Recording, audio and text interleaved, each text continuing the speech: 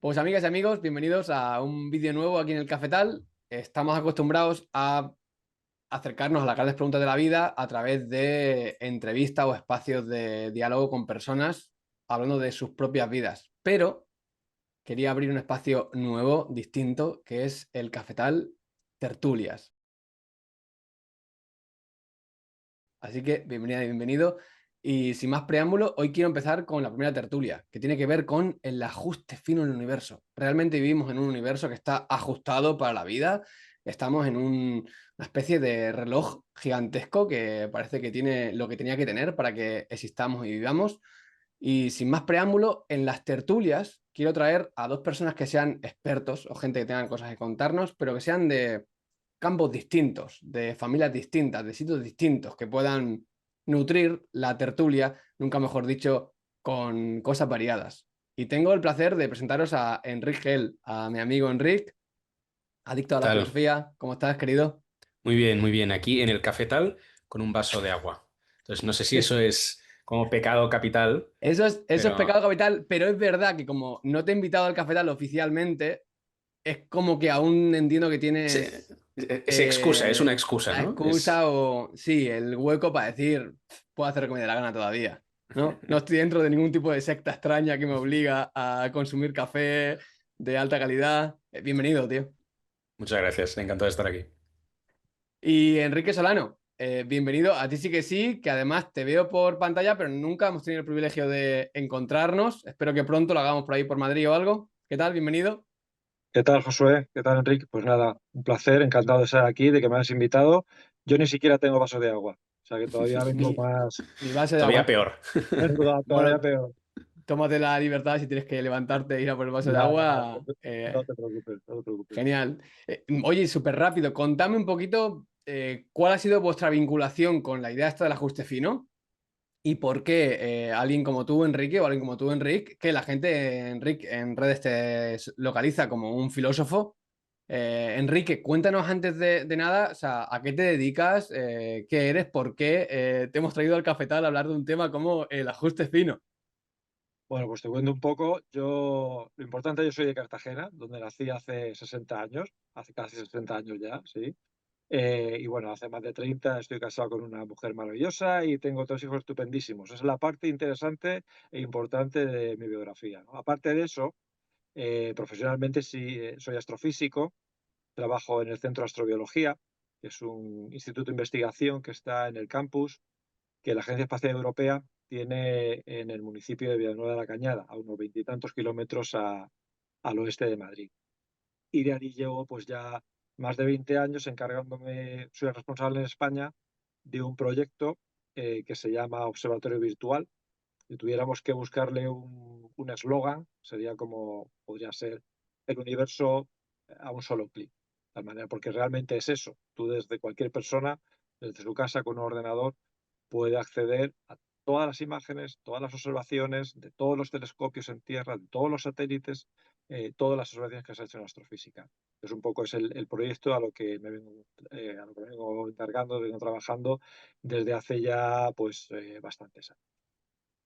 ¿Cuándo fue, Enrique, la primera vez que escuchaste esta idea tan extraña del fine tuning o el ajuste fino en el universo? O sea, ¿cuántos años hace que escuchaste esa primera idea?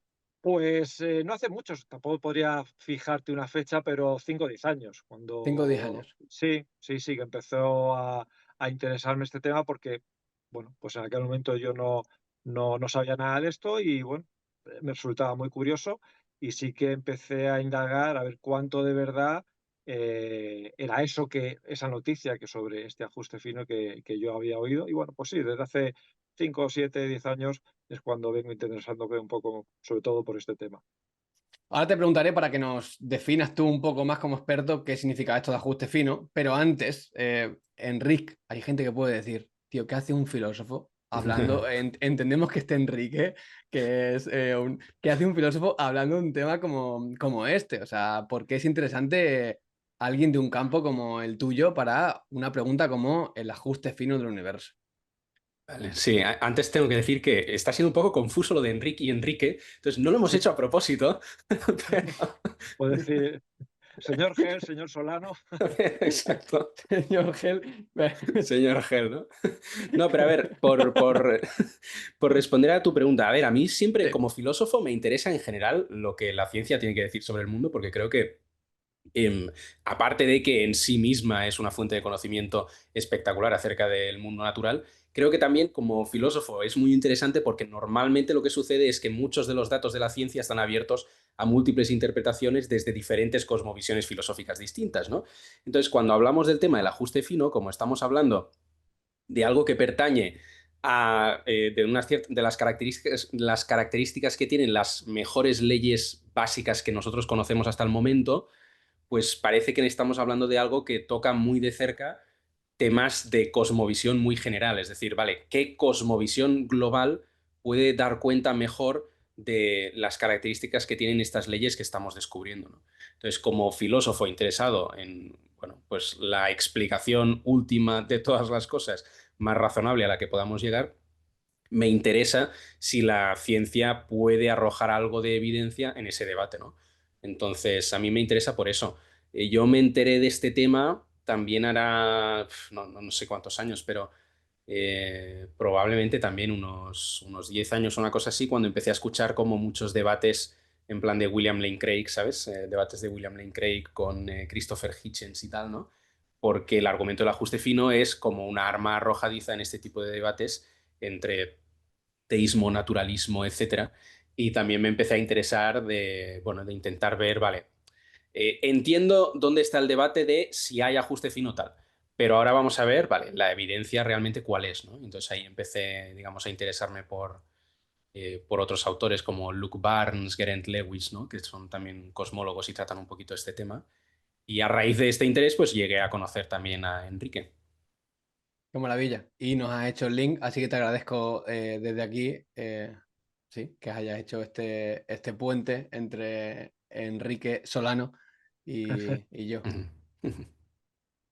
Yo también me topé, creo, con el ajuste fino, Enrique, con ese vídeo de fe razonable que tiene William Lane Craig. Y yo creo que también fue hace como 10 años, que él tenía un vídeo como animado, así de estilo como los que hace Crespo, con numeritos, con dibujitos, y explicaba un poquito la idea del ajuste fino, como, decía él, ¿no? Como una razón para creer en Dios. Pero eso más para adelante, hablamos. Enrique Solano. ¿Qué es el ajuste fino del universo? ¿Qué se entiende por ajuste fino? Y si puedes, aparte de explicarnos qué se entiende, darnos quizás algunos ejemplos para ayudarnos a entender este concepto. Sí, el ajuste fino, bueno, ya lo habéis dicho, es un tema realmente muy interesante porque es uno de los argumentos de mayor peso que se esgrime del mundo teísta para demostrar, y pongo entre comillas demostrar, la idea o la existencia de Dios, ¿no? Quizás sería bueno que en algún momento de esta charla, de esta tertulia, incidamos un poco más en qué es eso de demostrar si Dios existe o no, porque creo que es la clave de todo esto. Mm, Entonces, bueno, ¿qué es el ajuste fino? Pues hay una cosa que el ser humano sabe prácticamente desde el comienzo de los tiempos, que es que no vive en un mundo caótico. O sea, él observa una serie de periodicidades. Hay un día y hay una noche. Hay unas estaciones en el cielo, lo cual hay unas ciertas reglas, hay un cierto orden, ¿no?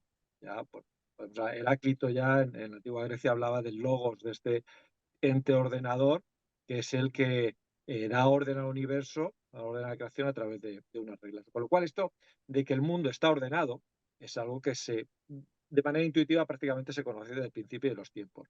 ¿Qué es lo que la ciencia, en particular la física, ha aprendido, ha descubierto en las últimas décadas? Pues que este mundo se basa en unas leyes físicas y estas leyes físicas se basan en lo que se llama una serie de constantes fundamentales, que son 26, 25 que nos da lo que es la física de partículas y una más que sería la relacionada con la constante cosmológica de la teoría de la relatividad general. ¿Y estas constantes qué son? Pues son números en lo que se van las leyes que son las que rigen la creación, ¿no? Y estos números, bueno, en principio podían tomar cualquier valor. Uno, de entrada, podría pensar, pues, no sé, se me ocurre, pues la constante de la gravedad, que quizás a algunos nos suene, la G grande, mm, numéricamente tiene un valor de 6,67 por 10 a la menos 11 y una serie de unidades. Bueno, ¿y por qué ese valor tan curioso y no 23 o 57 o 0 o -5? En principio, el espacio de parámetros podría ser, intuitivamente uno podría pensar que podría ser muy grande. Pues bien, lo que la ciencia, lo que la física nos dice es que no es así. O sea, para tener un universo como el que nosotros vemos, es decir, algo que haya surgido en un momento con una densidad y una temperatura impresionantemente alta y que a lo largo del tiempo se ha ido enfriando, al final el universo es la historia del enfriamiento, durante mucho tiempo, porque el universo tiene ya 13.700, 13.800 millones de años. Entonces, para que se partiera de ese estado con una densidad de temperatura altísima, se enfriara, se pudieran formar grandes estructuras, galaxias, y estructuras más pequeñas, como estrellas o planetas, y que esos planetas puedan albergar vida, por ejemplo, como mínimo en la Tierra, que es la que sabemos que existe vida, seguro. Para que todo eso haya ocurrido, las constantes no pueden tomar valores caprichosos, sino tienen que tomar unos valores muy, muy específicos. De tal manera que si alguna de esas constantes, de esas 25 más unas constantes que hablamos antes, cambia un poquito, el universo se nos cae. O no es como lo vemos, y muy probablemente no estaríamos aquí, o simplemente no existiría. O sea que el universo de alguna manera vive en el filo de la navaja. Me contabas también, creo, que diera algún ejemplo de ajuste fino. Si uno busca ejemplo de ajuste fino, le salen decenas, porque, bueno, tenemos estas 25 más una constantes, pues siempre podemos jugar con una, con pares, podemos hacer muchas combinaciones. Pero bueno, por citarte solamente uno, a mí me gusta mucho el ajuste fino relacionado con la fuerza nuclear fuerte. ¿Qué es esto de la fuerza nuclear fuerte? En el mundo hay 4 tipos de fuerzas. La gravitatoria, que es la que todos conocemos, porque si yo salto, caigo, porque la Tierra me atrae. La electromagnética, que también nos suena mucho porque todos hemos jugado con algún imán en la vida y sabemos lo que es la electricidad y sobre todo cuando nos falta electricidad si tenemos apagones como el que tuvimos hace unos días. Y aparte de esas que son más conocidas, existen otras 2 fuerzas que no son tan conocidas porque actúan sobre todo a nivel atómico. Son la fuerza nuclear fuerte, que es la que vamos a hablar, y la fuerza nuclear débil. La fuerte se llama fuerte porque realmente es muy fuerte. O sea, es como 30 y tantos órdenes de magnitud más fuerte que la gravitatoria. Cuando hablamos de orden de magnitud, 30 y tantos órdenes de magnitud, que son? Pues un 1, 30 y tantos ceros, y esas son las veces que esta fuerza nuclear de la cual vamos a hablar es más fuerte que la gravitatoria, lo cual es realmente fuerte. El nombre está bien puesto. Eh, lo que pasa es que actúa a distancias muy pequeñitas, a distancias de núcleo atómico, de distancias tan pequeñitas como 10 a la menos 15 metros. O sea, muy, muy pequeño. Estamos hablando del núcleo atómico. ¿Y qué hace esta fuerza? Pues es el pegamento que mantiene unido en el núcleo de los átomos a los protones y a los neutrones. Los protones, pues, que tienen carga positiva, tienden a repelerse. Pues lo que lo mantiene unido en los átomos es esta fuerza nuclear fuerte. Y que tiene un determinado valor. Y es un poco lo que contaba antes. Si lo variamos muy poquito, un 2, un 5%, si fuera esa cantidad tan pequeñita un poquito más débil, pues tendríamos un problema gordo. ¿Por qué? Porque de entrada no podríamos formar un elemento que es clave, como luego veremos, que es el deuterio. El deuterio es lo que se llama un isótopo del hidrógeno. El átomo de hidrógeno es muy simple, es el más simple que hay. Tiene un protón y un electrón. Ya está, eso es un átomo de hidrógeno. El deuterio es hidrógeno un poco modificado, donde no solamente tiene un protón, sino tiene un protón y un neutrón y también el electrón. Es decir, le hemos sumado un neutrón. Es muy simple, pero con un neutrón. Y este deuterio es clave porque si a ese deuterio que hemos formado le unimos otro, otro protón que haya por ahí, tenemos otro elemento que es un isótopo de helio, que es helio 3. Y si tomamos 2 átomos de helio 3, llegamos a donde queremos llegar, que es al helio 4, que es el isótopo estable. Y el helio 4 es fundamental, es clave, es esencial para que haya algo que necesitamos, que es el carbono. O sea, hay un proceso que se llama triple alfa, al cual no vamos a entrar, pero digamos que esta sería la cadena. Yo tengo deuterio, helio 3, de helio 3 helio 4, y a partir del helio 4 tengo carbono, y a partir del carbono otro más, pero el carbono es importante porque es la clave para la vida. Entonces, si esta fuerza nuclear fuerte fuera un poquito más débil, yo no arranco. O sea, no tengo deuterio y ya todo lo demás no llega. ¿Cómo sería un universo así? Habría universo. O sea, porque realmente se podrían formar galaxias, se podrían formar estrellas, incluso se podrían formar planetas, porque Júpiter, la atmósfera de Júpiter, está formada por un 90% de hidrógeno. O sea, solamente tendríamos hidrógeno en el universo, pero tendríamos esa estructura. Incluso las estrellas podrían brillar durante el tiempo que se están contrayendo.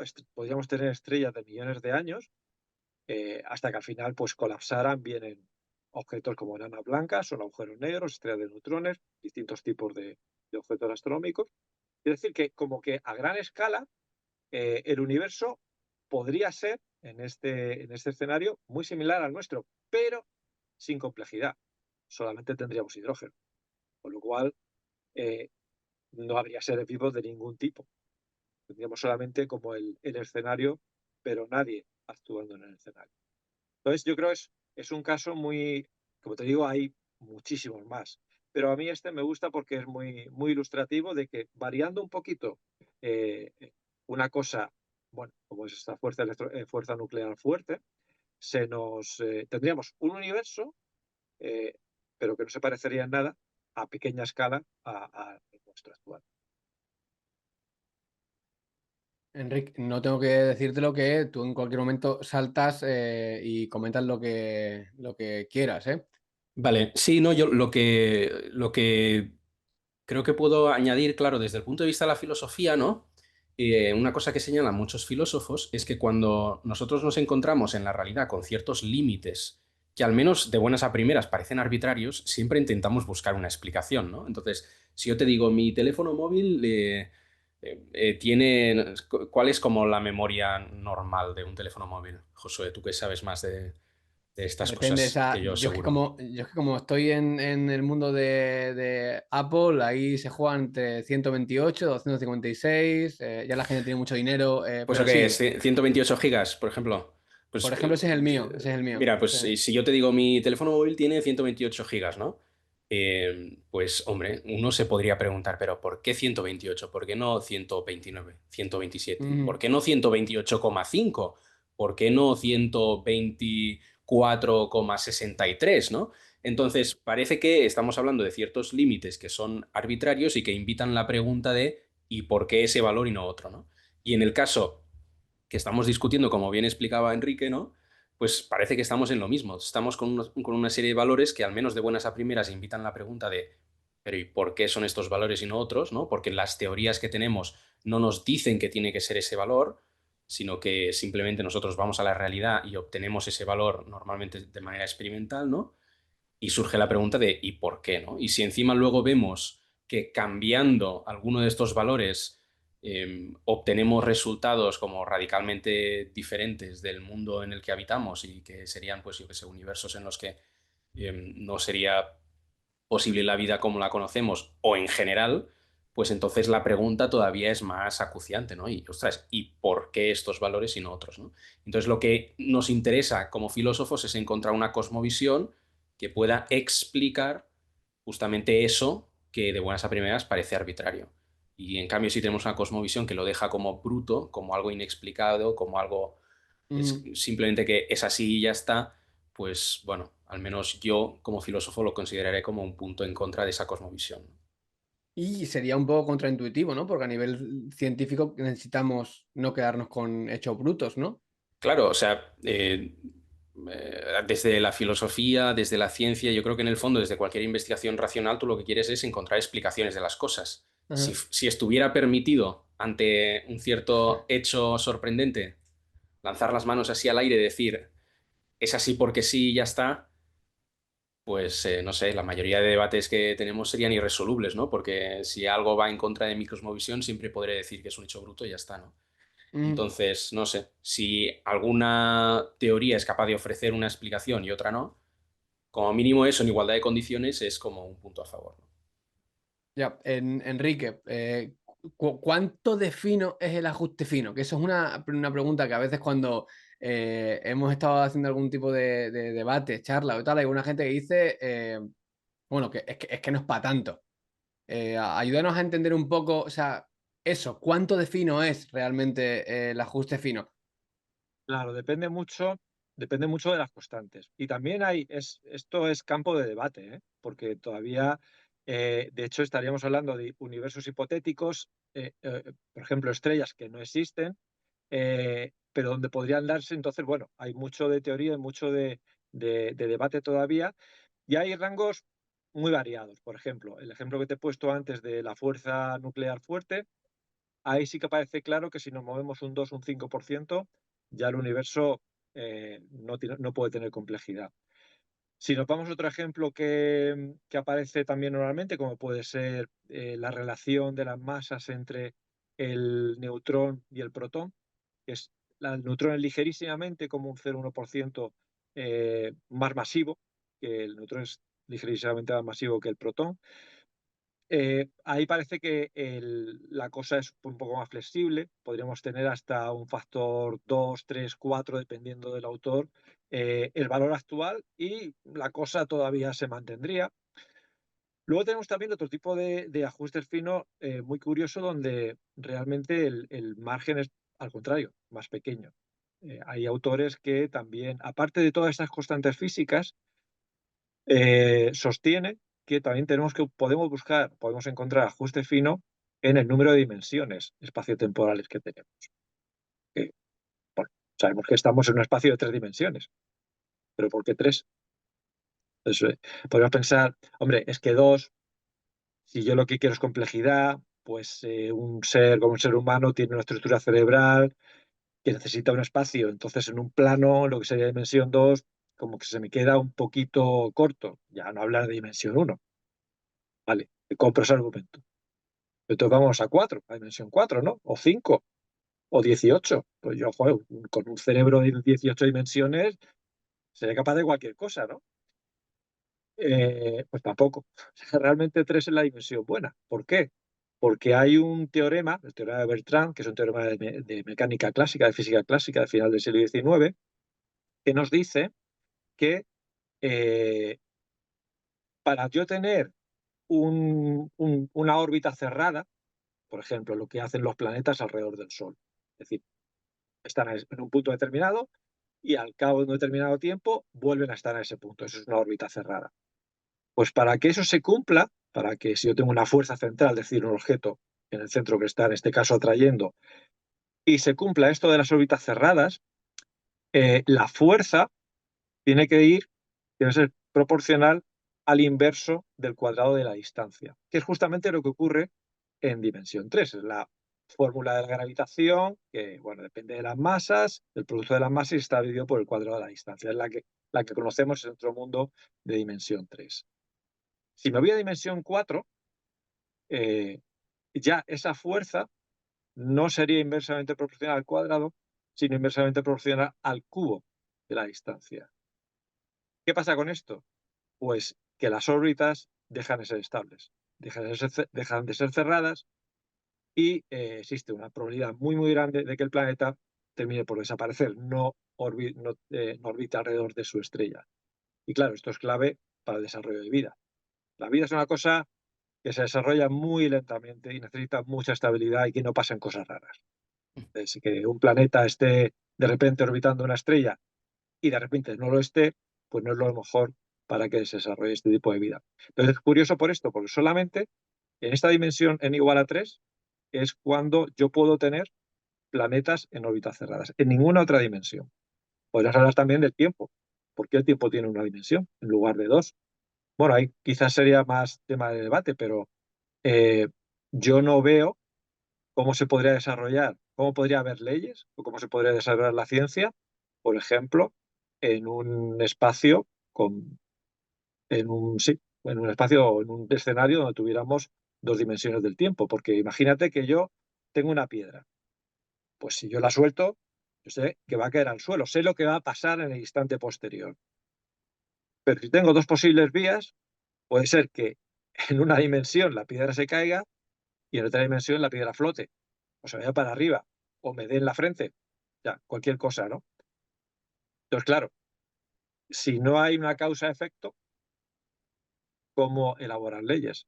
Si no tienes leyes, ¿cómo elaborar ciencia, no? Ahí, quizá esto sería un tema más para debatir, pero el tema de las dimensiones, de 3 dimensiones, es también un caso claro. Entonces, ya te digo que puedes tener ejemplos donde el abanico de posibilidades es estrecho, otros más anchos, otro donde aparentemente es o ese valor o ninguno más. Es un poco, depende de con qué constantes estés trabajando, así te puedes encontrar un escenario u otro. Vale, Enrique, entonces esa parte que entendemos, hay alguna gente que dice, ¿cómo decís que el universo está finamente ajustado cuando el universo en su inmensidad, ¿no? Es hostil a la vida, ¿no? En la gran mayoría de partes del universo lo que vemos es hostilidad ante la vida y no un ajuste fino para que prolifere la vida. ¿Qué, Ya. qué piensas de eso? Bueno, cuando se habla de vida es, eh, es un tema complicado. De hecho, el concepto de vida está todavía un poco difuso y depende de qué autor define unas cosas u otras. Pero sí que es verdad, eh, a la pregunta ¿cuánta vida hay en el universo? No lo sabemos. Hasta hace 30 años, justamente ahora se cumplen 30 años, en el año 95, se descubrió el primer planeta orbitando alrededor de una estrella distinta del Sol. En estos 30 años se han descubierto pues, alrededor de unos 6.000 planetas y se estima que pueden existir muchos más. Eh, muchos de ellos, muchos millones de ellos, en zonas, que se llama zona de habitabilidad, en zonas donde sería posible, si existiera agua, que ese agua estuviera en estado líquido. Es decir, que como lo que se ha aprendido en estos 30 años es que, bueno, la vida puede ser, sobre todo a nivel simple, a nivel unicelular, a nivel microscópico, puede ser un hecho común en el universo. ¿Qué tendríamos en este caso? Tendríamos, pues, en ese escenario, tendríamos como muchos oasis con planetas con aparentemente vida, pero insisto, es el único planeta de momento donde se sabe que existe vida en la Tierra, pero bueno, si nos ponemos en este escenario, tendríamos estos oasis distribuidos por todo el desierto del universo. Porque lo importante, yo creo, es darse cuenta que el ajuste fino no nos dice que haya vida o no, la consecuencia no es que haya vida por todos los lados, no, ni mucho menos, sino que puede existir la vida, tal y como entendemos la vida, ¿no? Y al final es que es el precio esta hostilidad del universo, del entorno, al final es el precio que pagamos por la complejidad, porque si nosotros estamos aquí es porque estamos hechos de unos elementos químicos que se han forjado en el interior de las estrellas, en hornos nucleares, a partir de reacciones nucleares. Con lo cual las estrellas tienen que ser unas cosas como muy calientes y muy inhabitables, ¿no? Y por otro lado, lo que decía antes, la vida es una cosa que se desarrolla de manera muy lenta. Han tenido que pasar miles de millones de años desde el origen del universo hasta que estemos aquí. Con lo cual, puesto que el tiempo y el volumen del universo están íntimamente relacionados porque el universo se está expandiendo, es decir, cuanto más tiempo pasa, más grande es. Entonces, cuando una vez transcurrido todo este tiempo, todos estos miles de millones de años, para que estemos aquí hablando tú y yo, echamos la mirada al cielo y dice, ¡joder, qué grande es todo! ¿Ya? Pero es que para que tú estés aquí ha tenido que pasar mucho tiempo y durante todo ese tiempo es como un globo que se está hinchando, el universo ha ido creciendo.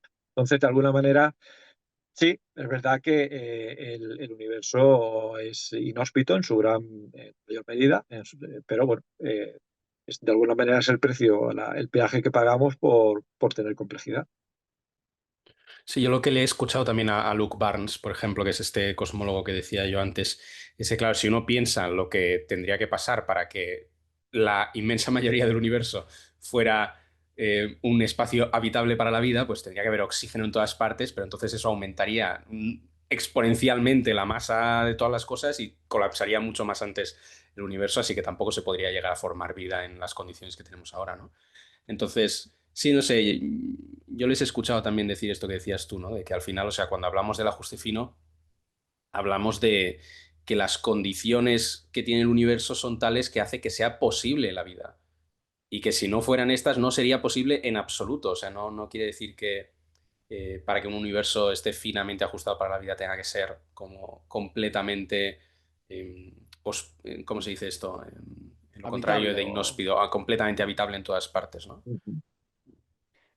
O sea, tú te acordarás, Enrique, que de hecho, Enrique, la primera vez que nos conocimos, Enrique y yo, aparte de que Enrique llevaba una camiseta de Pikachu y encima de ella una americana, detalle de no poco valor, yo estaba haciendo un debate y yo presenté el argumento del ajuste fino. Y la persona una de las que, con la que estaba debatiendo, él dijo, oye, cuidado, que siempre que se habla del ajuste fino, lo que se hace es variar una de las constantes de estas 25 o 26 que tú decías que hay y dicen, el ajuste finísimo. Pero él dijo, me acuerdo en ese debate, que qué ocurriría si en lugar de cambiar una, cambiáramos todas a la vez o muchas a la vez. Entonces él dice, esto lo que ha hecho alguna gente como Daniela Pérez, y descubren que no hay ese ajuste fino, que cuando en lugar de cambiar o variar una constante, variamos muchas a la vez, realmente Todas. descubrimos que, o incluso todas, que no hay realmente ajuste fino. ¿Es eso cierto? O sea, ¿qué piensas de esa objeción al ajuste fino que acabas de presentar hace unos minutos? Sí, sé de qué debate hablas, porque yo creo que fue la primera vez que oí el argumento este de la variación de multiparámetros y que eso, de alguna manera, tiraba por tierra la hipótesis del ajuste fino, lo cual me resultó muy curioso. A Y mí también, a también mí también. me puse a indagar y al final la conclusión a la que he llegado después de mirar mucho esto es que a ese argumento le falta bastante rigor científico. O sea, si me das unos minutillos te lo puedo ir desgranando poco a poco. Entonces, quiero recordar que en ese debate se hablaba de una tesis doctoral de Daniela Pérez, que es una investigadora argentina, en donde exponía esto. Realmente no era una tesis doctoral, era lo que en España sería un trabajo fin de grado. La gente puede pensar, bueno, ¿esto es relevante? Sí que tiene relevancia. Cuando uno está, las personas que están cerca de lo que es el mundo académico, sabe que el impacto o el bagaje científico que está asociado a una tesis doctoral no tiene nada que ver con un trabajo fin de grado, que sí es bueno y es interesante, probablemente dé lugar a una tesis y probablemente dé lugar a una serie de artículos y probablemente abra una vía de investigación. Esto tampoco ocurrió en el caso de Daniela. O sea, Daniela hizo este trabajo fin de grado y luego ya su tesis cambió totalmente de tema. Ella trabajó en agujeros negros, su tesis de agujeros negros, y por lo que yo sé, su línea profesional posterior ha ido por agujeros negros, lo cual queda un poco raro, ¿no? Es decir, José, has descubierto algo tan interesante, ¿por qué no sigues explorando por ahí? Luego, si nos centramos en lo que es este trabajo fin de grado, realmente tampoco todo el trabajo fin de grado está dedicado al tema del ajuste fino. La tesis, este trabajo fin de grado, perdón, tiene el título, si no me equivoco, si recuerdo bien, Causalidad Global en Cosmología o algo así, y solamente el último capítulo de ese trabajo es donde se habla de este ajuste fino del que estamos hablando aquí. Bueno, pero vamos a darle todavía un poquito de validez, es decir, en ningún momento estamos diciendo que no sea cierto el trabajo, simplemente, bueno, pues que el impacto o que la importancia o la relevancia del trabajo no era tal y como se había vendido. Entonces, ¿cómo se hace esa prueba? ¿Cómo se hace ese experimento en este trabajo fin de grado de Daniela? Pues utiliza una herramienta que se llama MonkeyGot, que desarrolló Víctor Stenger hace ya unos años. Y era pues una especie de simulador de universo, en donde yo puedo jugar de entrada, pues meto ahí una serie de variables, de estas constantes que hablábamos antes, y el programa me devuelve pues un tipo de universo. Y entonces, la conclusión a la que llega Daniela y que se llega también en este debate es justamente lo que habíais dicho, que yo de alguna manera estoy haciendo trampa porque solo estoy jugando con una variable, pero si cambio muchas, entonces de repente tengo un montón de universos habitables. Bueno, vamos a investigar esto. ¿Qué referencias hay de esta herramienta, de MonkeyGot?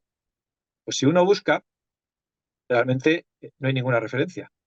sea, la única referencia que hay está en un libro de Víctor Stenger, que se llama La falacia del ajuste fino, y luego en un artículo describiéndola en un repositorio se llama Archive, es un repositorio de acceso libre de archivos donde cualquiera puede subir cualquier trabajo, pero no está sometido a ninguna revisión científica, ni a un arbitraje por pares, que es el típico proceso que uno sigue cuando quiere publicar en una revista de impacto, que es que alguien experto en el tema te revise el trabajo, te lo corrija, incluso te lo pueda rechazar, o al contrario, te lo acepte. Pero hay como una iteración con otros expertos refinando tu trabajo. Nada de esto ha ocurrido con ese único artículo, que es como si uno, pues no sé, yo aquí me pongo a escribir lo que sea, no tengo, lo subo y ahí está.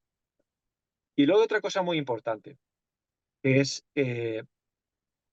cómo se ha usado esta herramienta. Yo te contaba antes que mi vida profesional, pues me encargo de este proyecto de observatorio virtual, y una de nuestras líneas de trabajo es desarrollar herramientas de explotación de datos astronómicos, herramientas de análisis.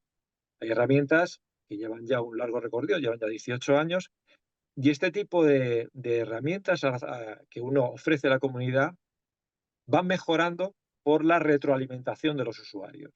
Es decir, una herramienta específica nuestra ahora tiene esos 18 años de antigüedad, está referenciada en cientos de artículos publicados en revistas de impacto, la han utilizado miles de usuarios y han llegado a investigar o a utilizarla para decenas de millones de objetos del cielo. Es decir, hay mucho recorrido detrás y, por supuesto, la herramienta al principio no era ni mucho menos perfecta. Se ha ido mejorando con todo este uso. Nada de esto ha ocurrido con la herramienta esta de MonkeyBot, donde no hay usuarios, no hay estadística de uso, no hay una publicación arbitrada, no hay nada. Con lo cual, en ciencia uno siempre tiene que ser cauteloso y escéptico. Decir, bueno, a ver, demuéstrame que esto es así. Con lo cual tira todavía un poquito más para atrás y si encima el propio autor, Víctor Stenger, nos dice que él en ningún momento quería desarrollar una herramienta que reprodujera de manera fiel un universo, porque diera lugar a un universo real, sino que fuera de estos universos juguete que se llaman, donde variaban unas constantes. Entonces, como que realmente toda la argumentación se cae un poquito, porque realmente tenemos unos resultados que han salido, que no han tenido impacto científico, publicados con una herramienta que no ha sido validada científicamente. Entonces, bueno, digamos que como científico deja mucho que desear. Y luego sí que es verdad, porque Víctor Stenger murió ya hace años, pero hay cosas que realmente no se entienden de ese programa. ¿Cómo es posible que tú le metas unas constantes y uno de los resultados finales sea la órbita de un planeta, cuando los procesos de formación planetaria no tienen nada que ver? O sea, no tiene nada que ver. Tú puedes jugar con las constantes de entrada y al final la estrella puede tener planeta o no, pero es que son procesos independientes. No entiendo cómo puedes decir, mira, pues te tengo un planeta con un periodo de rotación de 23 horas, pero es que lo mismo no tiene ni planetas, ¿no? Y hay muchas cosas en el aire. Y luego, ya por terminar con esto, hay otra cosa que muy poca gente dice. Al final, si uno recuerda cuando estudia probabilidad en el cole, lo que es o el instituto, la ley de Laplace, son los casos favorables entre los casos posibles. Si yo juego variando muchos parámetros, más de un parámetro, porque hay una cosa importante, que es que el ajuste fino no dice que este sea el único universo posible. Lo que dice es, tú puedes encontrarte otros universos, pero la probabilidad de encontrarte un universo como el nuestro, si tú juegas con muchos parámetros, puede ser que incluso la bajes más, porque lo mismo tienes unos poquitos casos favorables más, pero los casos posibles van a ser infinitamente mayores. Es como si yo tengo pues una bolsa con, no sé, 1000 canicas blancas y una negra. Y digo, joder, qué bien, he sacado la negra, es el universo bueno. Si muevo los parámetros, si juego con varios, en vez de una negra, lo mismo tengo 10 negras. Pero en lugar de 1000 blancas tengo 100 millones de blancas y el cociente me baja. Entonces eso también es importante. Con lo cual, yo no he visto ninguna literatura, digamos, especializada,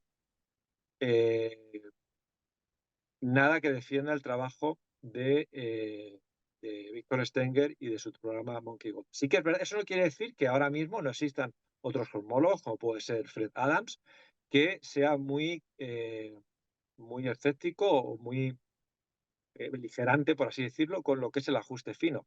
Hay digamos, un debate muy interesante entre este cosmólogo que contaba antes Enrique, que es Luke Barnes, y Fred Adams. Hay como un intercambio epistolar entre artículos donde yo digo esto, pues yo te lo rebato, yo te lo voy a rebatir, que es muy interesante porque ayuda mucho a entender mejor este problema. Pero, digamos, ciñéndonos a este experimento de Daniela Pérez con este software, con esta herramienta, realmente ahí tiene muchos agujeros y yo soy muy escéptico de que esos resultados, aparte que no es variar no es jugar con todas las variables, solamente se varían 4. ¿Y por qué esas 4 y no otras 4? ¿Y por qué 4? Hay muchas preguntas en el aire, con lo cual yo soy muy escéptico en relación a esos resultados. Sí, y como apuntar un poquito ahí a lo que decías, Enrique, o sea, yo no me he metido a estudiar muy de fondo el tema del ajuste fino, pero es cierto que, y ahí Enrique lo sabe, que cuando eso sale ahí en el 2021, sí que fue un tema que dije, ¿cómo puede ser, no? Tanto yo como mi compañero Gerson, y me acuerdo que nos leímos la tesis de Daniela Pérez, empezamos ahí a mirar una cosa, y de hecho recogí en mi libro una cita de Luke Barnes justo hablando de los estudios que él mismo había hecho. Y hay una cosa interesante que dice Luke Barnes, que dice sobre el tema de las muchas varianzas. Él dice, esto es un mito, porque él dice, la gran mayoría de los artículos sobre ajuste fino desde primeros de los años 70 varían muchos parámetros. Mi artículo enumera, dice él, 200 publicaciones relevantes para el campo. Solo puedo pensar en un puñado que solamente varíe un parámetro. Lo cual me pareció como súper sorprendente. Y él concluye ahí, la literatura científica no varía simplemente un parámetro a la vez cuando investiga universos que permiten la vida. Esto es un mito, y dice Luke Barnes, originado en el mejor de los casos por completa ignorancia. O sea, me sorprendió bastante como la fuerza después al leerlo, me acuerdo de comentarlo con Enrique y con Gerson, Luke Barnes ahí señala y recoge un montón de artículos y dice, oye, esta idea de que solamente están variando uno, no es así. Y además me sorprendió, Enrique, que quería a ver si nos podías explicar esto un poco mejor, que él dice que algunos de los artículos se presenta únicamente como el desarrollo de una varianza, porque él dice que aunque cuando tú simulas lo haces con muchas variables a la vez, cuando metes muchas variables se hace muy complejo todo. Entonces, mostrar eso en un libro que normalmente es más literatura popular, para que la gente vea el desarrollo de muchas varianzas a la vez, él dice que sería, bueno, una cosa prácticamente imposible de entender para el lector medio. Entonces él dice que una de las razones por las que se hace ese ejemplo, es decir, ¿qué pasa si varía únicamente la fuerza de la gravedad? Y se hace el desarrollo. Él dice, no es que se haga siempre así, se hace con muchas de ellas, pero o sea, si tuviera que explicarlo, ¿no? Al público popular, cuando varío muchas de ellas, sería prácticamente imposible que lo entendiera el público medio. Sí, de hecho, ahora que estabas hablando me he acordado de otro argumento que también se manejaba en ese debate, que era la propagación de citaciones. Entonces, un poco también para tirar por tierra el ajuste fino, lo que venía a decir ese argumento era que todo el mundo habla del ajuste fino, pero no hay una referencia seminal, no hay una referencia original de decir, mira, todo se basa en esto. Y a partir de ahí se ha ido desarrollando, sino pues es como aquí, pues yo he oído de este, pues yo he oído del otro, y el otro probablemente se retroalimente. Realmente no es así, porque tú Ya. lo has dicho bien, o sea, Luke Barnes hace una recopilación bibliográfica de artículos anteriores y son pues ese número que has dicho, son bastantes artículos. Y luego, es verdad, cuando eh, eh, si queremos trabajar con las 25 variables, con 25 variables estaríamos trabajando en un espacio de dimensión 25, Ya. que en ciencia normalmente trabajar de ese modo es muy complicado. A veces que no se puede trabajar, no puedes trabajar con 25 variables. De hecho, lo que siempre se intenta hacer es justamente lo que cuento decir, es reducir la dimensionalidad. Es decir, yo tengo como 25 variables, pero lo mismo hay relaciones entre ellas, entonces hay una metodología y herramientas de esta reducción de la dimensionalidad para quedarme solamente con aquellas que realmente me aporten información, ¿no? Entonces, en este caso que estamos hablando, no se puede hacer ese ejercicio de reducir la dimensionalidad porque estas 25 son independientes. Entonces, trabajar en un espacio de 25 parámetros, un espacio de dimensión 25, es que es prácticamente imposible. Entonces, yo tengo Claro. que hacer este tipo de simplificaciones para poder trabajar, pero que eso no quita, como tú bien has dicho, que se esté haciendo trampa y decir, no, yo solamente muevo una y no quiero mover más porque entonces se me cae el argumento. No es así. Así no es como basta leer estos artículos para darse cuenta que realmente la investigación no va en ese sentido. Muchas gracias, Enrique. Muy útil incluso ese desgranamiento de la tesis de Daniela Pérez. Que a mí lo que me sorprendió, recuerdo ver que únicamente variaba 4, cuando es verdad que en el debate se dijo, se varían todas a la vez, ¿no? Entonces Ya. tú decías, oye, y aparte, sí, la gran pregunta es por qué esas 4 y no otras, ¿no? Y aún así, por alusiones, Enrique, que tú estabas de hecho presente en cuerpo y mente en ese momento, ¿qué piensas ahora después de 2021 hasta hoy, ya 4 años? Sí, yo me acuerdo también que ese momento del debate me sorprendió mucho, porque también era la primera vez que lo escuchaba. Luego también encontré toda esta discusión que tiene Luke Barnes de que no es verdad, que solamente se varíe una constante a la vez. También me estuve mirando el trabajo de Anelia, que personalmente me pareció excelente, como una tesis de licenciatura de filosofía de la ciencia, además, que es lo que es. Pero sí que me sorprendió, ¿no? Pues eso que, o sea, tal y como se había presentado, yo me esperaba un trabajo dedicado solamente a ese tema y realmente el tema este de, bueno, lo que ella hace con el Monkey God y tal, no sé si son 5 páginas de toda la tesis de licenciatura, una cosa así, ¿no? Entonces me sorprendió y me sorprendió luego que eso no tuviera em, bueno, que de ahí no haya salido ninguna otra publicación que sí que haya sido revisada por pares, como decía Enrique, ¿no? Claro. Entonces, bueno, sin más, o sea, intuitivamente también creo que lo más natural es pensar lo otro, que como más variables metas en el juego es que estás abriendo un espacio de posibilidades mucho mayor y sí, saldrán más cosas bien, pero también van a salir muchas más cosas mal, ¿no? Entonces, no sé, veremos si en el futuro, pues no sé, sale algo más de aquí, pero de momento yo no lo veo como nada decisivo con lo que hay. Qué interesante que nos encontráramos. No sabía que también tú, Enrique, escuchaste esa objeción por primera vez en ese debate de 2021. Sí, sí, sí, de hecho no lo conocía y fue, bueno, pues un amigo de mi hijo me dice, oye, eh, ¿y si varías? Pues esto hoy un debate del ajuste fino, variando varias constantes y tal. Digo, ¿qué me estás contando? Digo, ¿cuándo lo has visto? En un debate en YouTube. Y entonces ahí fue ya cuando llegué y le eché un vistazo, y, hombre, pues es un argumento interesante y ya fue cuando empecé a investigar y excavar un poquito más que había por debajo. Un amigo Una de tu pregunta. hijo, ¿eh? Qué bonito, ¿eh? Perdón, perdón, Enrique. No, no, tranqui, Sí, tranqui. sí.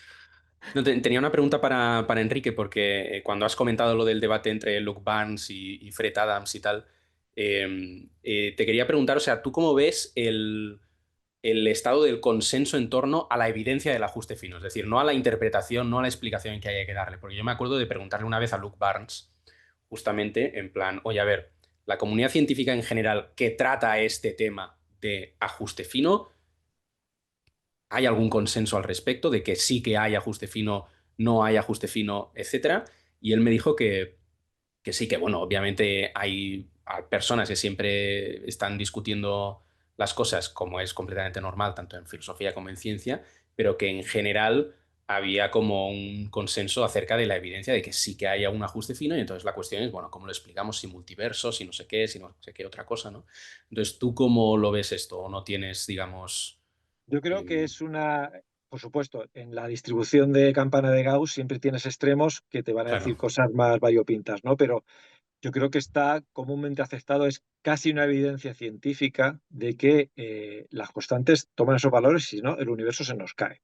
Entonces, yo creo que el trabajo está un poco más en hacer un ranking de importancia, ¿no?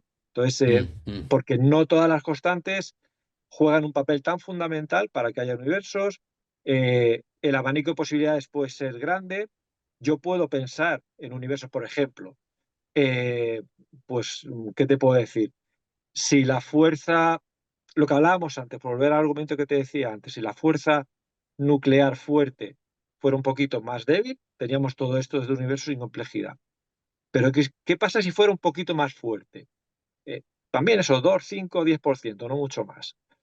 Pues ahí tendremos un escenario totalmente distinto, porque ahí tendríamos, podríamos tener algo que no existe en la naturaleza, que son diprotones, o sea, un átomo de hidrógeno con 2 protones en lugar de solamente uno. Entonces hay una serie de reacciones, son reacciones protón-protón, que me produce helio. Básicamente, yo tendría más helio del que tengo ahora, porque sería más fácil producirlo. Tendría menos hidrógeno y más helio. Teniendo helio, ¿puedo tener estrellas? Sí. Lo que pasa es que tendrían que ser estrellas como más grandes, porque para que el helio empiece en el centro, empiece a haber reacciones nucleares, necesito temperaturas más grandes. Y eso necesita una estrella mucho más masiva, que son las que peor se forman. Es decir, ¿habría estrellas en el universo? Sí, menos, pero mucho, muchísimas menos que ahora. ¿Qué les pasa a esas estrellas? Pues que el helio se quema, que es un término que a los químicos no les gusta nada porque realmente la reacción nuclear no se quema, pero bueno, la reacción nuclear se convierte en otros elementos de manera mucho más deprisa que el hidrógeno, con lo cual la estrella evolucionaría mucho más rápidamente.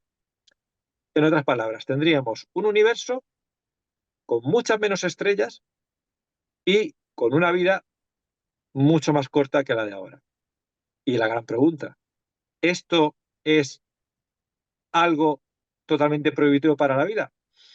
Pues lo mismo, ¿no? O sea, lo mismo, hay un entorno en el cual la vida puede desarrollarse de manera muy rápida, pero claro, sí, también, y ahí es un poco por donde va el tema de investigación. ¿Cuánto puede ser la duración? ¿Cuál puede ser la edad de las estrellas?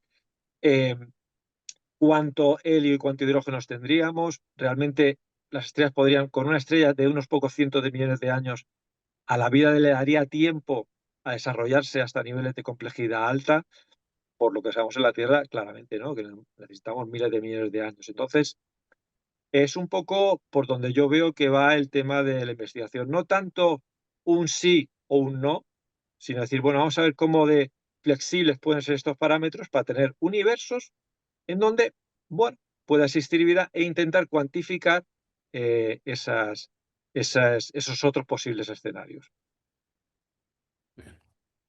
Otra objeción que se hace, que os lanzo a los dos, porque aquí ya se usan algunos términos que de repente ya juegan entre la ciencia y la filosofía y me gustaría saber qué pensáis. Os leo literal, ¿eh? Realmente no sabemos si estos valores se pueden variar o son necesarios. Tal vez una explicación la encontraremos, ¿no? En una teoría más fundamental. Lo mismo nos queda descubrir algo que explique por qué tienen este valor y no otro. Eh, ¿Qué pensáis? O quizás por empezar contigo, Enrique, ¿qué piensas de esta idea? Vale. Sí, hay como dos argumentos que normalmente se esgrimen. Uno es el número de variables de estas constantes fundamentales, que ahora son 25 más una, pero hay, digamos, líneas de opinión que dicen, bueno, pues, pero es que eso es ahora. Y puede ser que la ciencia avance y se descubran dependencias entre ellas y de repente no sean 25, que sean muchas menos. Puede ocurrir, pero puede no ocurrir. Es decir, no podemos basar la evidencia científica de ahora en algo que es solamente una hipótesis que puede ocurrir en el futuro o no. No sabemos que puede variar ese número de constantes y que se descubran relaciones entre ellas que ahora mismo no conocemos y que el número de constantes fundamentales vaya a disminuir. Pues es probable que pase. No es seguro, pero bueno. ¿Y si pasa qué? Al final vamos a tener un número de constantes que no vamos a poder reducir más y vamos a tener este problema. Quizás un poco más constreñido, pero vamos a tener lo mismo. Con lo cual, este argumento de que ya la ciencia reducirá el Demostrará. número de constantes, pues es que no lo sabes. Incluso no lo va a reducir a cero. Entonces, el problema lo vas a tener ahí. Y luego está este tema que has comentado tú, de que hay gente que esgrime justamente esto, que es que, bueno, esas constantes tomas esos valores porque no pueden tomar ningún otro. Y esto es cuando menos, un argumento curioso. Y ahí la carga de la prueba está en quien dice eso. Porque Claro. si te das cuenta, tanto en ciencia como en la vida normal, cuando uno desconoce los posibles valores, el espacio de parámetros de un determinado, el espacio de valores de un determinado parámetro, la distribución de valores de un determinado parámetro, no dice, pues este es el único que puede tomar, sino que hace justamente lo contrario, hace una distribución uniforme. Es decir, mira, pues hay un montón de parámetros, hay un montón de valores que puede tomar y todos son equiprobables. Es decir, todos pueden tener el mismo valor. Al final sería el principio, sí, un principio de indiferencia. Y eso, pero ya te digo, ocurre también en la vida real. O sea, yo quedo contigo. Pues no sé, vamos a quedar mañana de 12 a 1, ¿vale? Y Enrique me dice, oye, ¿a qué hora has quedado con Josué? Yo no te digo, mira, tengo un 100% de certeza que Josué va a llegar a las 12:17. Es que no lo sé. De entre todos los posibles valores que hay entre las 12 y la 1, tú puedes llegar en cualquiera de ellos. Cualquiera de ellos es igual de probable. Ahí tengo lo que Claro. se llama una distribución uniforme. Y es lo que se está haciendo aquí. Es decir, yo no conozco eh, eh, que haya ninguna limitación en estos valores. Pueden tomar cualquier valor. O sea, si tú me estás diciendo que hay un valor preponderante, es como que solamente puede tomar ese valor y ningún otro, la carga de la prueba recae en ti, porque en ciencia y en la vida diaria el argumento que siempre se utiliza es justamente el contrario. Es decir, si yo no sé nada, pues todo lo que tengo me vale igual, es igual de probable. Entonces ahí, como digo, la carga de la prueba estaría ahí y tampoco he visto yo, sí que hay artículos, hay un artículo publicado el año pasado, en 2024, un poco hablando de esto de cómo se puede hablar de probabilidades y, bueno, es interesante, pero, pero para nada. O sea, digamos que como discute un poco este abanico de probabilidades, pero para nada restringe a un único valor, ni mucho menos. ¿No? Entonces, no veo yo el por qué tienen que tomar estos valores y ningún otro. Y no hay ninguna evidencia científica que apunte en esa dirección. Sí, a ver, filosóficamente también, o sea, cuando estamos ante un valor que a priori parece completamente arbitrario, pues decir que es necesario tampoco es que me explique mucho, o sea, sigo queriendo saber y por qué era necesario ese valor, o sea, sigo necesitando una explicación de eso, si no, parece simplemente bruto y ya está. Entonces, el problema es que, como también estamos hablando de valores que al menos de momento parece que son independientes entre sí, ¿no? Decíamos que, bueno, puede ser que aparezcan nueva evidencia de que eso no es así y tal, pero bueno, cuantos más hechos brutos independientes tienes en la base, en el fundamento de tu teoría, más la estás complicando y por tanto la probabilidad desde el punto de vista epistémico pues es cada vez menor, ¿no? Porque cada vez más cosas que parecen completamente arbitrarias y fortuitas tienen que ser, fíjate qué casualidad y qué suerte, justamente las necesariamente tenían que ser esas, ¿no? Entonces, bueno, desde el punto de vista filosófico nunca me ha parecido tampoco muy satisfactorio eso. O sea, parece que sigo queriendo una explicación de por qué tenía que ser eso necesario. Claro, claro. Una cosa que he escuchado a alguna gente dentro de campos más de la filosofía y que no les gusta este tipo de argumentos que se entrelazan con la ciencia, que seguro que conocéis gente que de repente es como, no te metas ahí, que eso es peligroso, porque entiendo que la gente tiene miedo a que suene un poco a ese tipo de argumentos que el dios de los huecos, ¿no? O God of the Gods, que para que la gente no, que nos escuches esa idea de en la antigüedad no entendíamos cómo funcionaba el rayo, caía uno y decíamos, se ha enfadado Dios, ¿no? O sea, no entendíamos cómo funcionaba y teníamos que colocar en el hueco de nuestro conocimiento a Dios. Y hay alguna gente que dice, oye, podríamos estar haciendo algo parecido aquí, es decir, no entendemos muy bien cómo se llegan a estos valores y estar diciendo, capaz que necesitamos una carta mágica, estamos metiendo a Dios. O sea, ¿se podría estar haciendo eso en algún caso, Enrique, o no? Yo realmente no lo veo así porque, o sea, otra cosa es, si me formulas una pregunta que fuera, ¿por qué el hombre no mide 5 metros y mide 1,80? Ahí la ciencia sí da razones. Razones de que pues probablemente los huesos no soportarían el peso, porque el bombeo de sangre al cerebro sería infinitamente más costoso. En términos evolutivos, pues no sé, también sería mucho más demandante desde el punto de vista energético y no es favorable. Es decir, la ciencia aporta porque en el rango de alturas del ser humano no medimos 20 metros, sino medimos lo que medimos. Y por el otro extremo igual, porque yo no puedo miniaturizar los sistemas nerviosos, el sistema, hasta lo que queramos, y porque no dejan sin perder capacidad funcional. Por eso por lo que no medimos 10 centímetros. O sea, ahí sí que hay un rango de valores en donde la ciencia aporta. Y dice, mira, esto es así porque es así. No hay nada mágico detrás en que midamos unos 70 y tantos, unos 80 y tantos. Tiene una razón científica detrás. Pero aquí no estamos hablando de eso. O sea, aquí estamos hablando de una serie de números en los que se basan las leyes físicas, que son los que yo veo que son. ¿Vale? Entonces, por ejemplo, otro, la velocidad de la luz. La velocidad de la luz, aunque ya es una magnitud que puede verse como dependiente de otras cosas, pero bueno, es un buen ejemplo. Ese valor es el que yo mido y es el que es. No hay ninguna razón que yo pueda esgrimir en por qué no puede ser menos. No tengo argumentos. ¿Por qué no puede ser más? Tampoco tengo argumentos. Entonces Mm. es algo distinto. No lo veo yo como. Volvemos a lo de antes, que probablemente este número de constantes independientes pueda evolucionar, pueda reducirse perfectamente. O sea, eso es como la ciencia evoluciona, afortunadamente. Pero no veo yo ahí que estemos diciendo, hay algo que no entiendo, pues entonces meto el dedo divino y así es como lo explico todo. No. Sí. A ver, en el fondo es que también, o sea, la estructura del argumento en el fondo es la inferencia a la mejor explicación. Y la inferencia a la mejor explicación siempre sigue la estructura de tengo esta evidencia y esta evidencia no se entiende a menos que postule esta explicación. Otra, ya. Entonces, no sé, lo que no puede ser es que a priori rechacemos como posible ese método de explicación para llegar al teísmo, porque entonces es que me estás haciendo trampas, me explico, en el juego argumentativo, no me estás dejando utilizar un argumento perfectamente normal que utilizamos en cualquier otra situación, simplemente porque la conclusión es la negación del naturalismo, ¿no? Entonces, no sé. Ya, eso lo entiendo. Y ahí estoy de acuerdo que, claro, eso es hacer trampas. Que hay gente que dice, oye, explícamelo, pero no me lo expliques con esta carta. Dice, oye, entonces estamos jugando con un terreno de juego que creo que es más pequeño de lo que en realidad podría serlo, ¿no? Sí, Hablando, perdón, estamos excluyendo a priori una posibilidad, pero por un sí, prejuicio naturalista, básicamente. ya. Hablando de mejores explicaciones.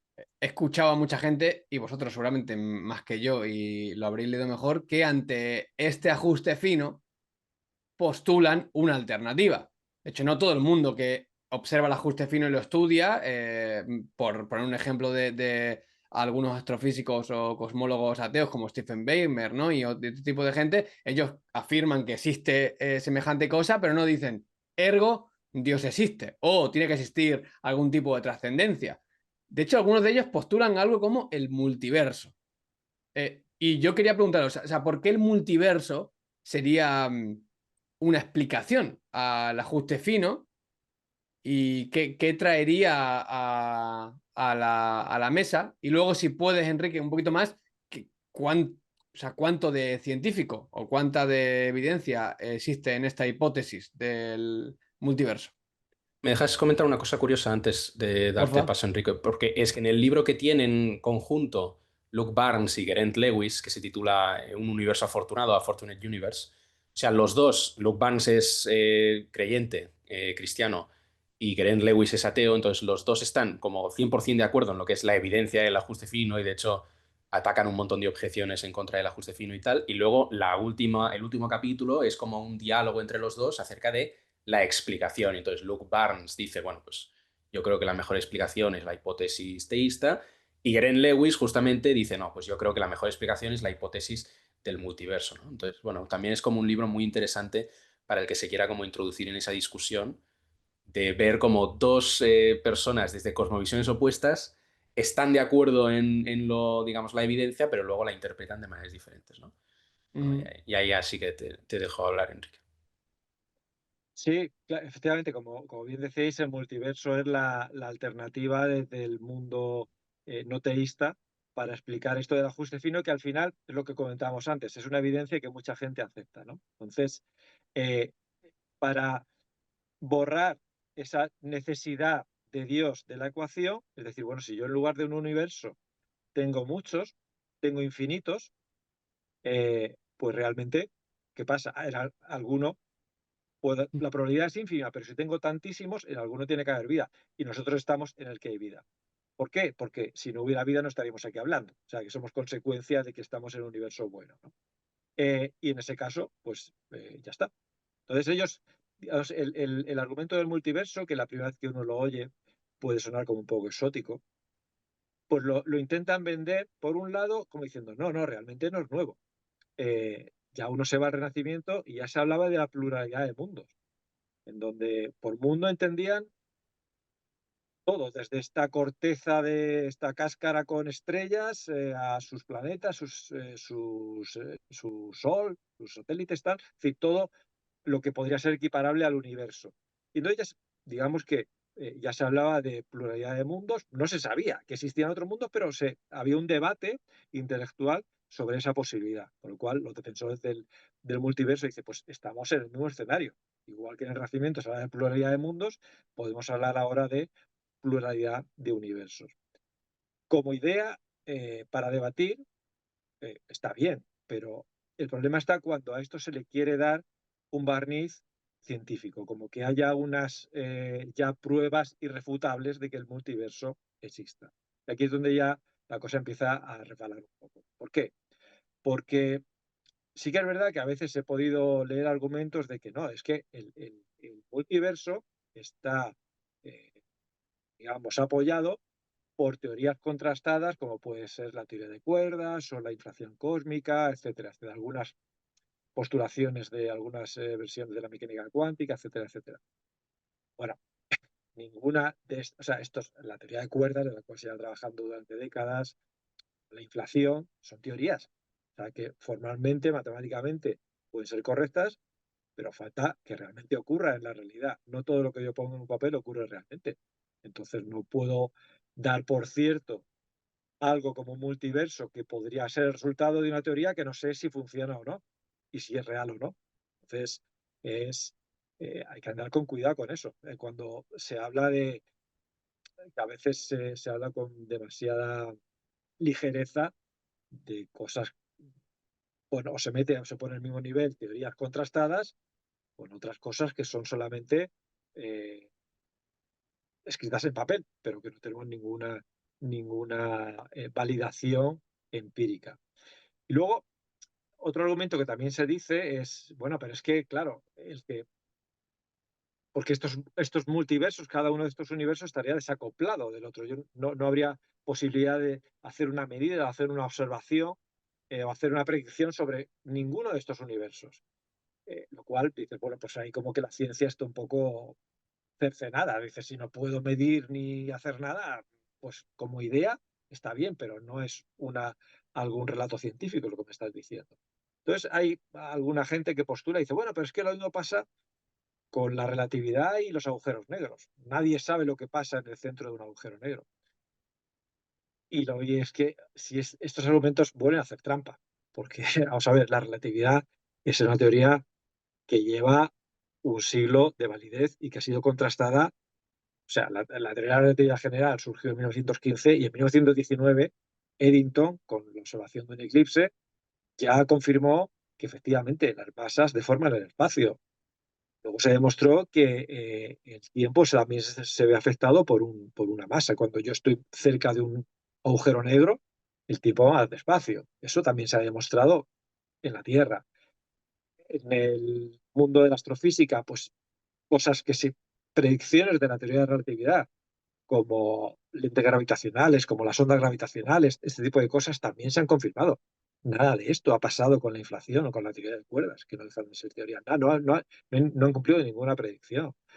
Y luego no se puede comparar un multiverso, que es algo que por definición yo no voy a poder observar nunca, que un agujero negro al cual yo sí puedo hacer observaciones indirectas. Yo sé qué pasa en ese horizonte del agujero negro. Veo dinámica estelar, veo estrellas, es como si fuera un embudo. Entonces veo estrellas que se mueven muy rápido, veo eyecciones de energía, es decir, sí que es algo observable de manera indirecta. Entonces, no, no puedo poner al mismo nivel una, no puedo darle un barniz científico a algo que no lo tiene.